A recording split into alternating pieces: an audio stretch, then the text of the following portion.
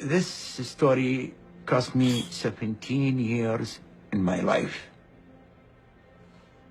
I was between 18 to 19 years old when the war started between Iran and Iran.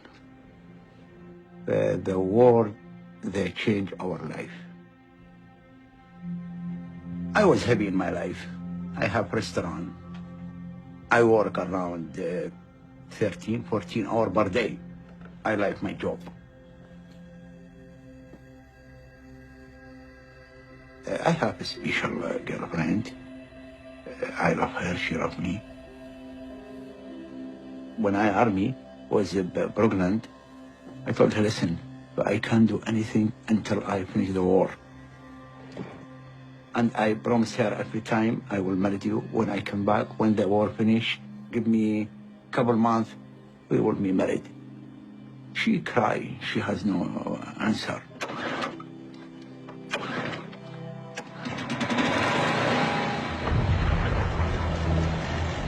No one like war, no any human like war, but we have no choice. In Iraq, the dictator, you will be killed, you and your family. We have no choice.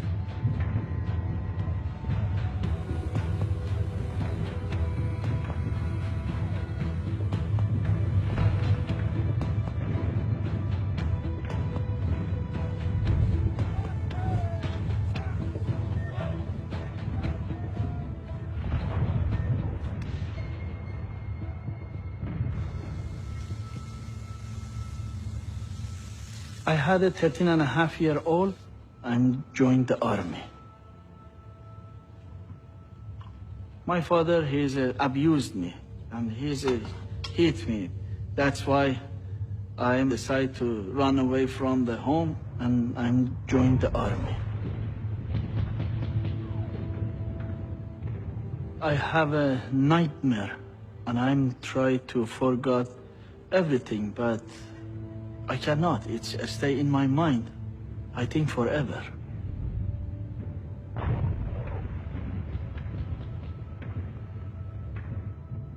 Every day I saw a lot of corpses. My duty, it's make a mass grave for all the Iraqi corpses. I wanna escape from the front line, but I don't have any choice. In the battlefield of the Khurramshahr, there was attack to each bunker. They are explode each bunker, one by one. Our leader, they says we have big attack. One of the rockets close around 2 meters close to my bunker. I try to go out from the bunker, I can't. I went to one Iraqi bunker with a small flashlight. I was afraid, oh my God, because sometimes the Iraqi, the soldier, they are take off the green hand and explode himself. Basically, it's a suicide to kill the enemy.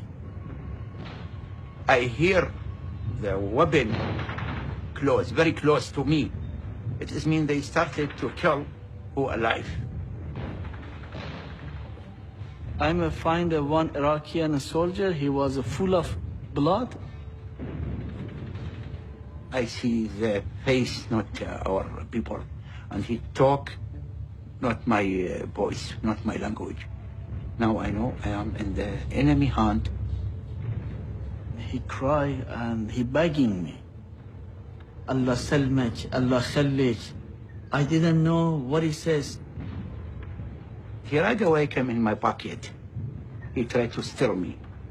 There was a small holy book, his name Quran. This is my mom. She gave me my son. This will protect you. Keep it with you. I have picture.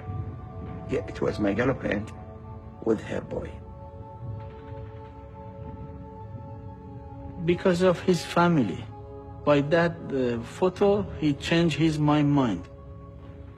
I'm make a decision to save him. Right away he changed, human, not enemy or not killer. That's what I feeling. Look like angel coming to me now. Come with me in the bunker. He was so happy. That smile, it's touching my heart. Something coming in my mind, I can hide in him. I was put his friend corpse top of each other, and I make a cover front of him. I was give him the painkiller. He's sleeping again. For 3 days, I was keep him by that condition.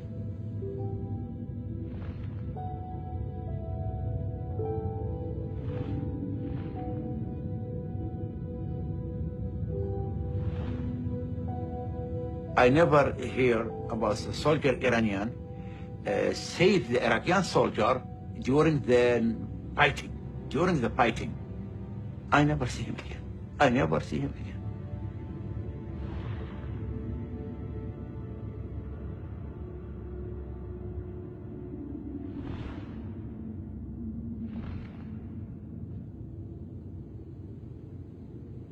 The Iraqi army, they released us, and I became as a free man. I came back to Iran.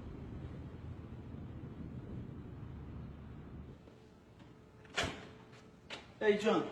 Good morning. Where's that? How are you doing? There's a lubrication point. When I tried to came back to my family, and I pushed the buzzer, the lady, she came out and she says, their son during the war, he died and they moved to another province. Nobody knows I'm still alive or I'm died. They are making a grave for me.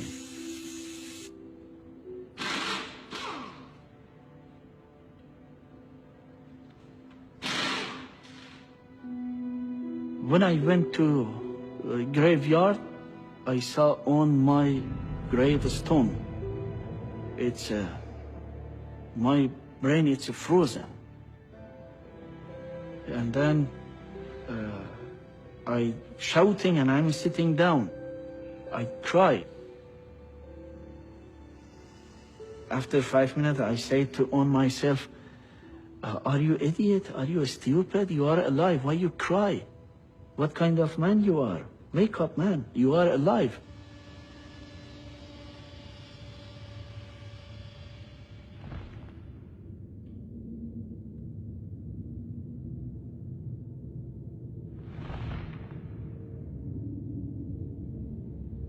Well, the news then, when we heard, they say Najah is still alive. Something we don't believe until we see. We make him come to Canada because we want him to be with us. Now we miss all his life. He's our brother, after all. So we rather him here than anywhere else in the world. After the war, after the prison, after all this, yes, he come with anger in him. He's still in this mess. It's very hard to get healed, you know. It's like a scratch in your front of you. Whenever you look in the mirror, you see a scratch in your face. You always bring you back to this memory. No. What do you mean, no? Skytracker. Come on, No, man. you see the mix. You see what I have. All the day I will work. Okay, the Skytracker.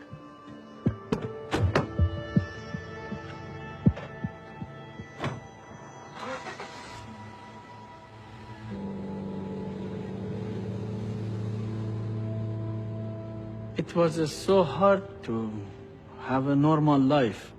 I didn't know what should I do. Finally, I took a job as a seaman. I came to Vancouver by ship. Nobody knows who I am. I didn't know any communication with anybody. I was tired of of the life.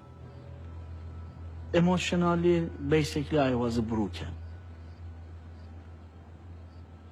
After sheep is gone, my depression is deeper and deeper and deeper and deep. And I make it decide to suicide on myself.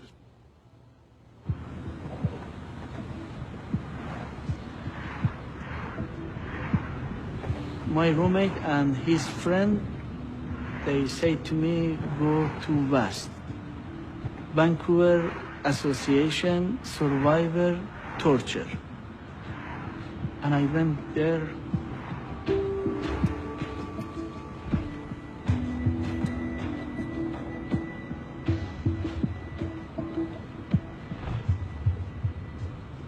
My brother, he knows to drive. And I take them to this office. And when I come again, I see one man, he's sitting there. He has same. His face look like Iraqi. In our language, both same, salam, salam. Like hello in English. He says, are you Iraqi? And I said, no, I'm Iranian. I think you are Iranian too. He says, no, I'm Iraqi. And he's start to speak with the heavy accent Persian. Wow, you could talk Persian, talk our language. Where you learn? It's a long story. It was in Iran? No, I was prisoner of war. And I'm laughing to him. I used to be prisoner of war too. And I say to him, you mean Khorramshahr, yes? قلت له Khorramshahr. I was soldier this one. Which day? I give him the time. Which bunker you was been there? He says, I don't know, one Iranian soldier, he doesn't have any beard, any mustache. And I catch him. Will you have whole book with your girlfriend, with your son? So how you know? Really, okay. He started to shake. Then I said, on the right arms you have a mark, top of your belly button. You have a bunch of stitches. And he says, yeah, you're right. He's same. He's look like surprised. Me, started to shout. We make noise. We make noise in this office. The story I told you about the soldier, he is in Canada now. I meet him. Where you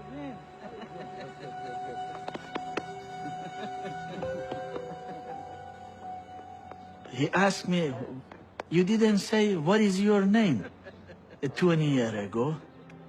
Could you please tell me what is your name? And I say to him, you didn't say that one to me too. My name is Zayed. What is your name? He says, my name is Najwa too. We all cry.